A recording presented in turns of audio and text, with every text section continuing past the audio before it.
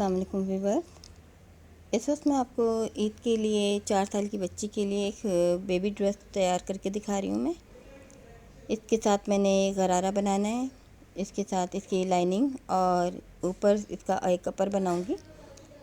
सबसे पहले मैं इसके अंदर की जो लाइनिंग है वो कटिंग कर रही हूँ। ये 4 साल की बच्ची के लिए मैं बना रही हूँ। इसकी मैं लेंथ 23 इंच रख रही हूँ। ये तैयार होने के बाद 22 इंच रह जाएगी। और अब इसकी मैं चौड़ाई ले रही हूँ। ये कपड़ा शाइनिंग वाला है, इसके ऊपर गोल्डन कलर की डिस्को की शाइनिंग है, इसलिए इसके सही कलर नुमाया नहीं हो रहे। ये 17 इंच मैं इसकी चौड़ाई रख रही हूँ। छोटी बच्ची के लिए मैं बना रही हूँ गरारे के साथ। अब ये मैंने लाइनिंग का कपड़ा अलग कर लिया है। सबसे पहले मैं अंदर की लाइनिंग तैयार करूँगी, उसके बाद ऊपर का अपर बनाऊँगी, जो कि काफ़ी स्टाइलिश भी है लेकिन बहुत आसान है। ये 5.5 मैंने इसका शोल्डर रखा हुआ है हाफ, और 6 इंच पर मैं इसका आर्म होल के लिए लेंथ ले रही हूँ।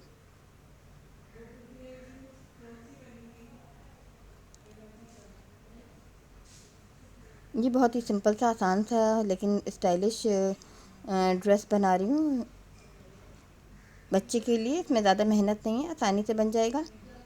अब इसकी चेस्ट जो है मैं 14 इंच रखूँगी, इसलिए 7 इंच पर एक निशान लगा रही हूँ, लेकिन कटिंग का निशान मैं 7.5 पर लगाऊंगी।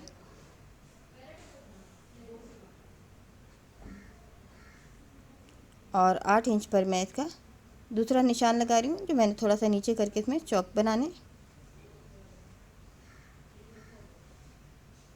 यह हल्का सा मैं फिटिंग का निशान लगा रही हूँ इसमें।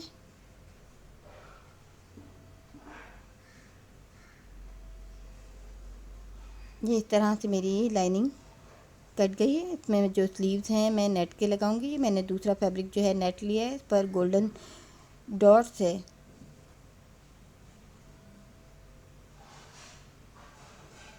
इस फैब्रिक का कलर बहुत खूबसूरत है, जो कि इसमें नुमाया नहीं हो रहा है कैमरे में इतना ज़्यादा। पीच और पिंक कलर है इसके अंदर। ये 1.5 इंच पर मैंने इसकी गहराई रखी है नेक की, और 2.5 या 2.5 इंच मैं इसकी चौड़ाई रख रही हूँ। लाइनिंग की नेक हम थोड़ी सी बड़ी काटते हैं, ताकि जो हम ऊपर से अपर पहनाएं तो उसके अंदर से लाइनिंग नज़र ना आए, और ताकि बुरी भी ना लगे। अब आप ये देखें, इसकी नेक भी जो है मैं काफ़ी डीप काट रही हूँ।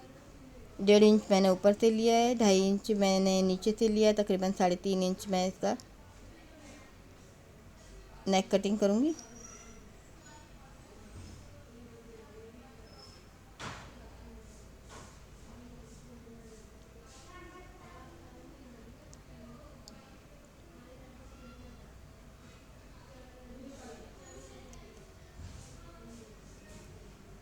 इस फैब्रिक के ऊपर गोल्डन शाइनिंग है, शाइनिंग वाला ये कपड़ा है। सिल्क टाइप है, सिल्क के ऊपर कुछ गोल्डन प्रिंट भी है साथ ही। ये पीछे बैक साइड पर मैं थोड़ा सा बटन पट्टी के लिए खोल रही हूँ, ताकि पहनाने में बच्चों को, छोटे बच्चों को मुश्किल पेश ना आए।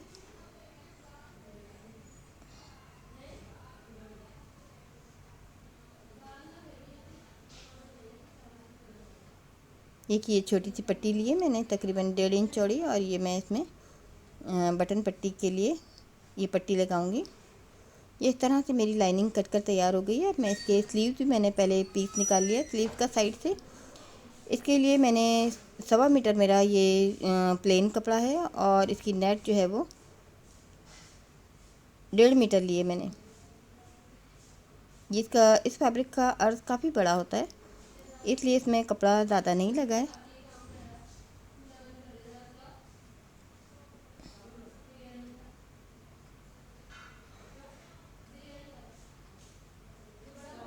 ये फुल स्लीव्स बना रही हूँ मैं, फिटिंग वाले स्लीव्स हैं। ये अंदर की लाइनिंग स्लीव्स के साथ तैयार हो गई है। अब ये जो बाकी पीस मेरा साइड से मैंने दिखाया आपको, मैंने जो स्लीव बनाए साइड से पट्टी उतार के बनाए हैं, जो बाकी पीछे जो चौड़ाई बच गई है वो 36 इंच है।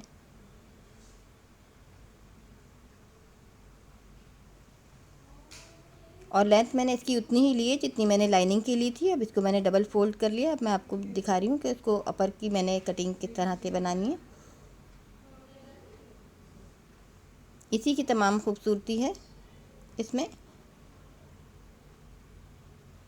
इस पर निशान इतने वादे नहीं आ रहे, मैं अंदाजे से काटूंगी, जिसको जब हम खोलेंगे तो बिल्कुल इसकी शेप डी की शेप होगी, जैसे डी होता है अल्फ़ाबेट का, बिल्कुल इसी शेप की इसकी कटिंग हो रही है। और बहुत ही सिंपल आसान सी कटिंग है, इसको बिगनर भी बआसानी तैयार कर सकते हैं।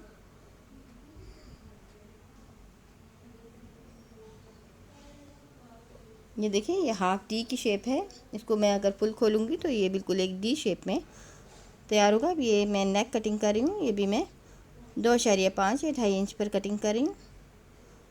मैंने अंदर लाइनिंग की नेक की चौड़ाई भी तकरीबन इतनी ही रखी है।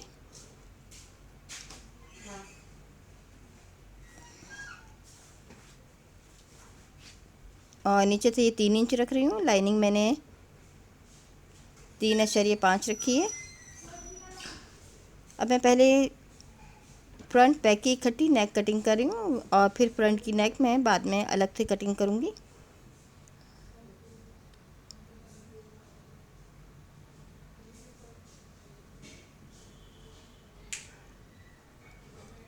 इस तरह के कपड़ों को कटिंग करना थोड़ा सा मुश्किल होता है, लेकिन अगर हम इसको सही तरीके से सेट कर लेते हैं तो फिर कुछ इतना मुश्किल नहीं है। लेकिन इसकी सिलाई बेहद आसान है। अब देखिएगा कितनी आसानी से ये सिल जाएगा। ये छोटा सा एक स्लिट भी खोला है मैंने फ्रंट साइड पर। लाइनिंग का स्लिट मैंने बैक साइड पर खोला है बटन पट्टी के लिए, लेकिन फ्रंट का मैंने फ्रंट साइड पर खोला है ऊपर अपर के लिए। अब आप ये पट्टी लगाकर मैं आपको दिखा रही हूँ कि ये मैंने अंदर लाइनिंग ये नेक लगा रही हूँ मैं। इसको सिलाई करने के बाद मैं इसकी तुरपाई करूँगी, क्योंकि इस फैब्रिक के ऊपर कुछ गोल्डन डॉट्स इस तरह के ऐसे मटेरियल का लगा हुआ जो काफ़ी हार्ड है, से हमारी मशीन की सुइयाँ भी अक्सर टूट जाती हैं। इसलिए हमें थोड़ा सा एहतियात से इसको चलाना चाहिए।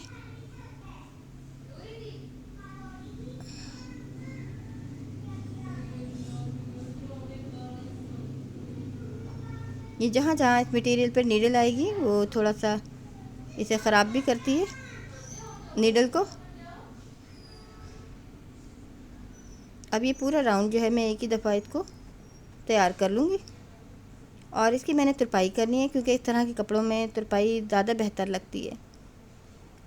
अब ये देखें, थोड़ा सा मुझे लग रहा था कि मेरी नेक जो है ये लूज़ है, थोड़ा सा बड़ा राउंड मुझसे कट गया था, क्योंकि रेशमी कपड़ों के साथ थोड़ा सा ये मसला रहता है कि जितना हम काटते हैं कहीं से घट बढ़ भी जाते हैं। तो मैं बैक साइड पर हल्की सी चुन दी है।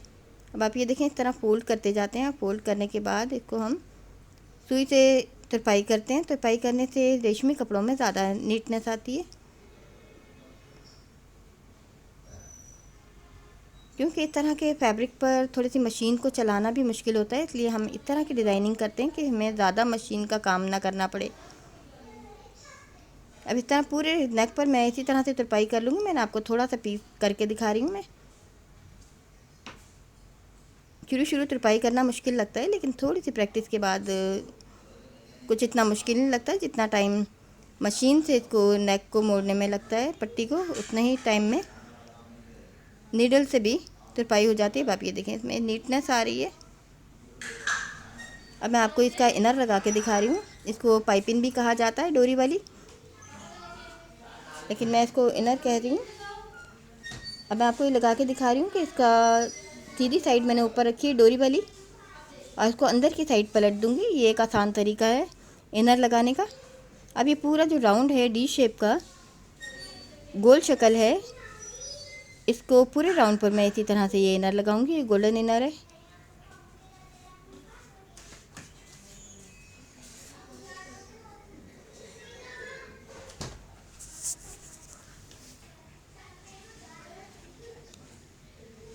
ये पूरा का पूरा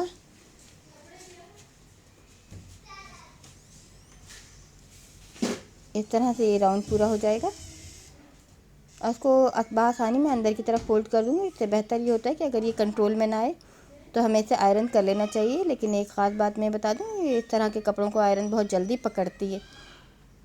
तो इसके लिए सबसे बेहतर तरीका ये होता है कि आप जितनी चाहे तेज़ इस्त्री करें, लेकिन इसके ऊपर आप एक साथ ही एक कॉटन का कपड़ा या कोई दुपट्टा या लॉन का रख लें, तो उससे आप जितना चाहे इसको तेज़ आयरन करेंगी उतने ही अच्छे तरीके से हो जाएगी और आपका ये कपड़ा भी नहीं चिपकेगा आयरन के साथ। अब ये मैं अंदर की तरफ फोल्ड करने के बाद इसको इस तरह से सिलाई कर दूंगी दोबारा।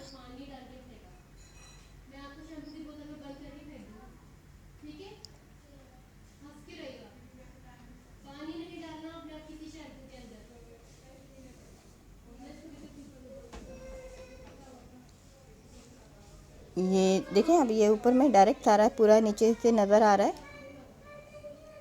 तो मैं इसको पूरे को सिलाई करूँगी। ये कपड़े को ऊपर ज़रा मशीन आसानी से नहीं चलती, मैं इसको एहतियात से चला रही हूँ। इसमें सिलाई का काम बहुत कम है, यहाँ पर जल्दी से तैयार होने वाला है। इसकी नेक मैंने तैयार कर ली है। अब ये इनर भी पूरे राउंड में तैयार हो जाएगा। इसके बाद एक मामूली सा काम रह जाएगा चुन देने का, और ये इस तरह से यहाँ पर तैयार हो जाएगा। देखने में ये टिपिकल सा लग रहा है देखने में कि कोई बहुत ही कोई मुश्किल चीज़ है, लेकिन आप ये देखें इसका बनाना बेहद आसान है। अगर ये भी आपको इनर लगाना मुश्किल लगता हो तो इसकी जगह पर आप एक गोल्डन लेस भी लगा सकते हैं, या अगर वो भी अगर मुश्किल लगता हो तो हम बाज़ार से इसको पिको भी करा सकते हैं, गोल्डन रिबन की पाइपिंग भी लगवा सकते हैं।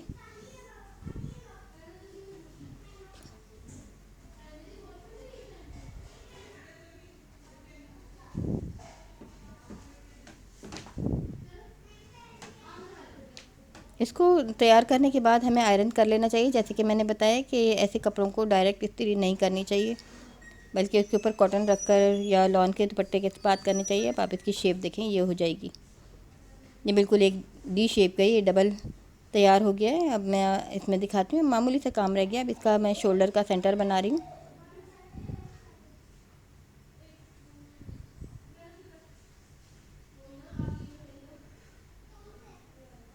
अब इसमें मैं इस तरह से चुने दूँगी, तब आप ये देखें इसकी शेप एकदम से चेंज हो जाएगी।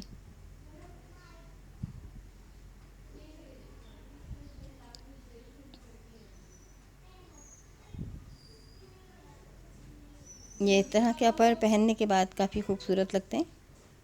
ये देखिए, बस इसमें इतना सही काम था। इसके ऊपर मैं 2 बंच लगाऊंगी शोल्डर पर गोल्डन, और ये इस तरह से यहाँ पर जो है कंप्लीट हो जाएगा। अब मैं इसके शोल्डर पर जहाँ पे अभी मैंने दिखाया, आपको चुन देकर दिखाई है मैंने हाथ से, उसी जगह पर मैंने निशान लगाया था, तो वहाँ पर मैं अब मशीन से चुन दे रही हूँ।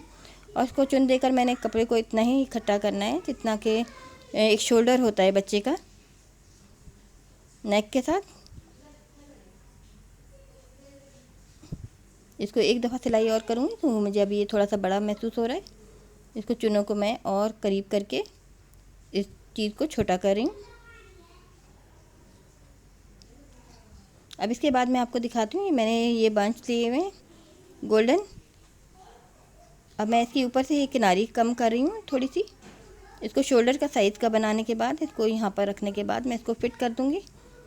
अब आप ये देखिए, मैंने 4 ये बना लिए हैं, 2 फ्रंट के लिए, 2 बैक के लिए। ये देखें, इसको पहले मैं मशीन से फिट करूँगी, उसके बाद मैं इसको नीडल की मदद से इसको फिट कर दूँगी, और इस तरह से ये मेरा पूरा का पूरा यहाँ पर जो है रेडी हो जाएगा।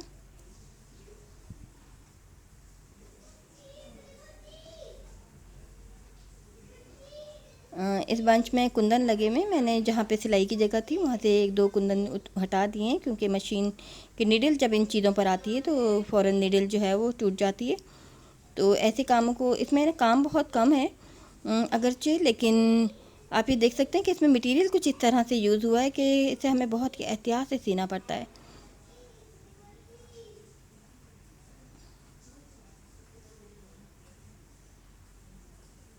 ये देखिए, ये बंच तो बिल्कुल राउंड शेप में थे, लेकिन मैंने इनको इस तरह से लगाया है कि ऊपर से इसको कट करके शोल्डर के मुताबिक कर लिया है मैंने। और अब मैं नीडल की मदद से बाकी ये चुने जो हैं वो सेट करूँगी इसकी। ये देखें, यहाँ से ये काम मैंने नीडल से करना है, क्योंकि मैंने यहाँ पर मशीन चलाई तो ये बदनुमा लगेंगे ऊपर के सिलाई के निशान।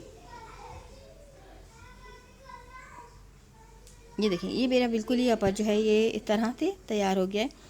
अब मैं इसके नीचे मैंने गरारा कटिंग करना है। अब आप ये देख सकते हैं मैंने ये लेंथ जो है ऊपर पैंट की जो है 15 इंच रख रही हूँ। इसमें 2 इंच का मेरा ऊपर का राउंड होल या नेफा तैयार होगा और हाफ इंच ये सिलाई में चला जाएगा। तो ये तकरीबन ये मेरा ये 12 इंच रह जाएगा। अब ये जो इसकी कर्व लाइन या जिसे हम आसन भी कहते हैं सादा ज़बान में, तो वो कटिंग कर रही हूँ मैं 11 इंच पर। 2 इंच इसकी चौड़ाई रख रही हूँ यहाँ से।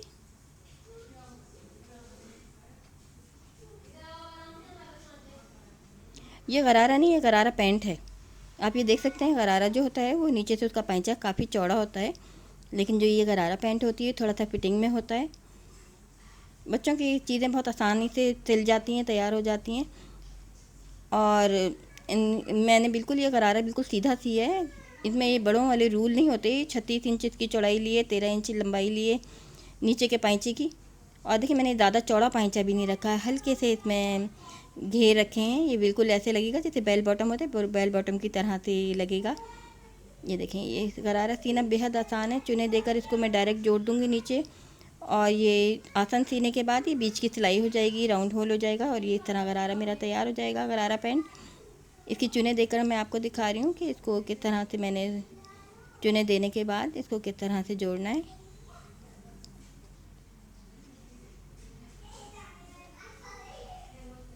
ये काफ़ी फैंसी सूट है, ड्रेस है ये 4 साल की बच्ची के लिए। लेकिन आप ये देखें कि इसको मैंने कितनी जल्दी से आसानी से सिल लिया, जल्दी से सिलने वाला है। बस थोड़ा सा ना ऐसे कपड़ों को संभालना पड़ता है। थोड़ा सा मशीन भी ऐसे कपड़ों को चलाने में थोड़ा तंग करती है इसको, इसलिए थोड़ा सा एहतियात से सीना पड़ता है। सिलाई का काम इनमें बहुत कम है।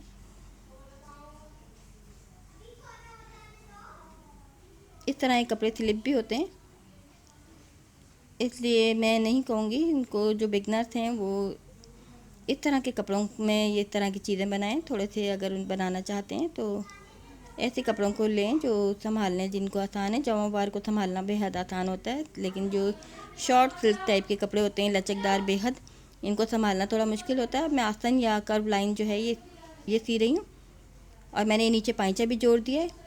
अब मैं इसकी बीच की सिलाई करने के बाद और राउंड होल करने के बाद ये गरारा मेरा तैयार है। इसकी लाइनिंग मैंने आपको सीते हुए नहीं दिखाई है कि बिल्कुल आम सिंपल कुर्ती की तरह सिलती है। इसके स्लीव जुड़े हुए हैं, गोल राउंड मैंने नेक बनाई है, पट्टी बनाई है। बस मैंने आपको गरारा भी थोड़ा सा दिखाया है, लेकिन यह अपर का ही असल काम था जो कि मैंने आपको ये दिखा दिया है। अब आप ये देख सकते हैं ये शमीज़ बिल्कुल अलग से है, स्लीव्स वाली शमीज़ है, और इसके ऊपर ये स्लीवलेस ऊपर का अपर तैयार हुआ है। देखने में आप ये देख सकते हैं ऐसे लग रहा है जैसे कि बहुत ही मेहनत वाला और बहुत ही कोई मुश्किल चीज़ है, लेकिन ये तैयार करने में बेहद आसान है। शमीज़ इसको अलग से पहनाने के बाद इस अपर को ऊपर से पहनाते हैं। ये साइड में इसकी चुनें जमा हो गई हैं कि बंचिस के नीचे, और बैक साइड भी आप देख सकते हैं इसकी। और ये इसके नीचे मैंने जैसे कि दिखाया है कि मैंने गरारा बनाया है, गरारा पैंट है ये। आमतौर पे जो हम गरारा बनाते हैं तो ऊपर का पैंचा हमारा छोटा होता है, घुटने पर आता है, लेकिन जो हम बच्चों के लिए बनाते हैं तो ये ऊपर की चीज़ बड़ी रखते हैं।